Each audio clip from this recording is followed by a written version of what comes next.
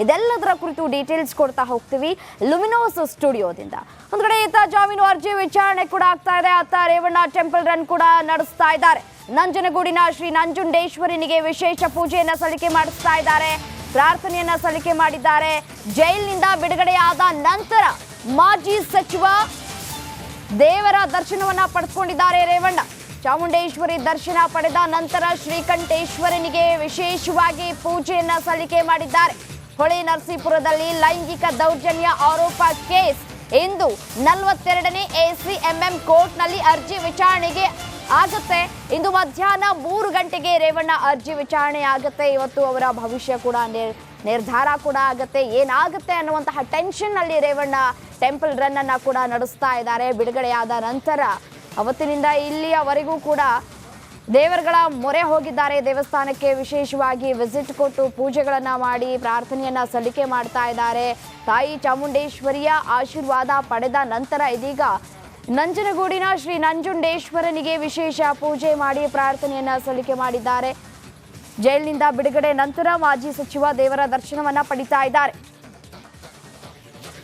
ಈ ಕುರಿತು ಮತ್ತಷ್ಟು ಡೀಟೇಲ್ಸ್ ಕೊಡ್ತಾ ಹೋಗ್ತಾರೆ ನನ್ನ ಕಲೀಗ್ ನಾಗರಾಜ್ ನೇರ ಸಂಪರ್ಕದಲ್ಲಿ ಜಾಯಿನ್ ಆಗಿದ್ದಾರೆ. ಏನು ನಾಗರಾಜ್, ಲೈಂಗಿಕ ದೌರ್ಜನ್ಯ ಪ್ರಕರಣದಲ್ಲಿ ಇವತ್ತು ಅರ್ಜಿ ವಿಚಾರಣೆಗೆ ಒಳಪಡುತ್ತೆ. ಇವತ್ತು ಏನಾಗಬಹುದು ಈ ಒಂದು ವಿಚಾರ ಅಂತ ಹೇಳಿ 3 ಗಂಟೆಗೆ?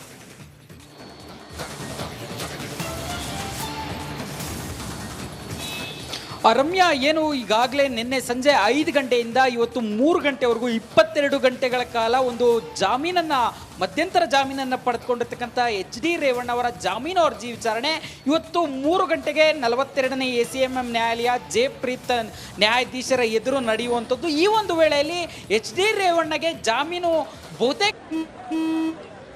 ನಡಿ ಈಗ ಶುರು ಮಾಡೋಣ.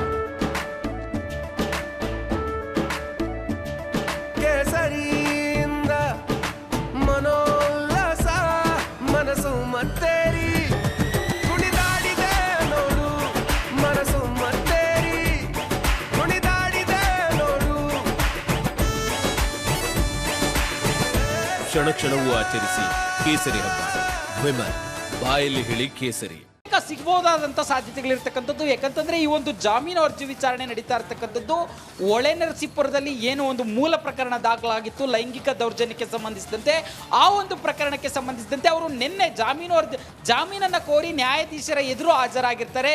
ಇದರಲ್ಲಿ ಇರ್ತಕ್ಕಂಥದ್ದೆಲ್ಲ ಬೇಲಬಲ್ ಸೆಕ್ಷನ್ಸ್, ಹೀಗಾಗಿ ಜಾಮೀನು ಕೊಡು ಅಂತೇಳಿ ಈ ವೇಳೆಯಲ್ಲಿ ಮಧ್ಯಪ್ರವೇಶ ಮಾಡುವಂಥ SPP ತಂಡದವರು ಒಂದಷ್ಟು ಅಂಶಗಳನ್ನಿಟ್ಟು ಉಲ್ಲೇಖ ಮಾಡ್ತಾರೆ. ಈ ಒಂದು ಪ್ರಕರಣದ 2ನೇ ಆರೋಪಿ ವಿದೇಶಕ್ಕೆ ಪರಾರಿಯಾಗಿದ್ದಾನೆ. ಮತ್ತೆ ಈ ಒಂದು 2ನೇ ಪ್ರಕರಣದಲ್ಲಿ 2ನೇ ಆರೋಪಿ ಪರಾರಿಯಾಗಿದ್ದಾರೆ. ಅವ್ರ ಮೇಲೆ 376 ಕೇಸ್ ಇನ್ವೋಕ್ ಆಗಿದೆ. ಈ ಹಿನ್ನೆಲೆಯಲ್ಲಿ ಇವರನ್ನ ನ್ಯಾಯಾಂಗ ಬಂಧನಕ್ಕೆ ಕಳಿಸಬಾರ್ದು, ಇವರು ಸಾಕ್ಷಿಗಳ ಮೇಲೆ ಪ್ರಭಾವವನ್ನು ಬೀರ್ತಾರೆ ಅಂತೇಳಿ ಒಂದು ಆಕ್ಷೇಪಣೆಯನ್ನು ಸಲ್ಲಿಕೆ ಮಾಡುವಂಥದ್ದು. ಈ ವೇಳೆಯಲ್ಲಿ ನ್ಯಾಯಾಲಯ ಒಂದಷ್ಟು ಮಾಹಿತಿಯನ್ನು ಕೇಳುತ್ತೆ SPP ಅವರಿಂದ.